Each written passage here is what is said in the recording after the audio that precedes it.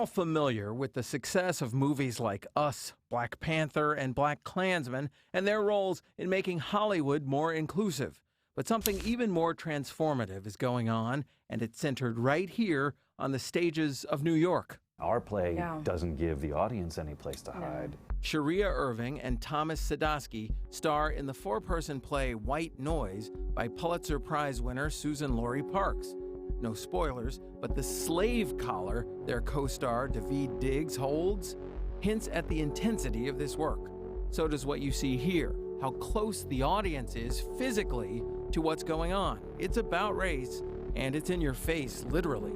It is not my job to soften that edge, and it is not my job to make it easier on me. Because if I make it easier on me, I make it easier on the audience. There's a majority white audience. With whom is the conversation happening? Well, that's a great question. We reach whoever we can, whoever comes and sits their butts in those seats. We're there to talk to you. But an influencer among theater makers says the fact that most audiences are majority white can have an important impact as well. I'll buy a ticket to any show that helps white people understand the problem of race in America.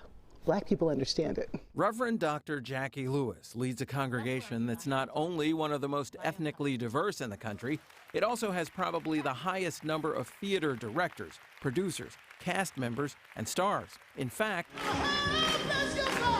you may recognize this choir director. Just like a theater actor working his way up to the top. He's TV and Broadway star Titus Burgess. The pastor, who is an advisor to him and dozens of other artists of all ethnicities, says there's a much larger change underway. I think there are more roles. I think that artists are taking on the subject matter of race. She's right. Every Broadway show now has actors of color in prominent roles, and off-Broadway, a quarter of current shows have prominent cast members of color or are about racial issues. The question becomes, is it too much or not enough? Yes, good. Not enough. There should be more. And outside of February. That's Black History Month, of course, and another change is also necessary, influencers say. What we really need is some money. In an industry where almost no theater is funded by people of color. When black people are producing black art, we're going to see a different kind of interpretation and a different kind of explosion of more truth. The play White Noise runs through Sunday at the Public Theater. In the newsroom, I'm James Ford, Pix 11 News.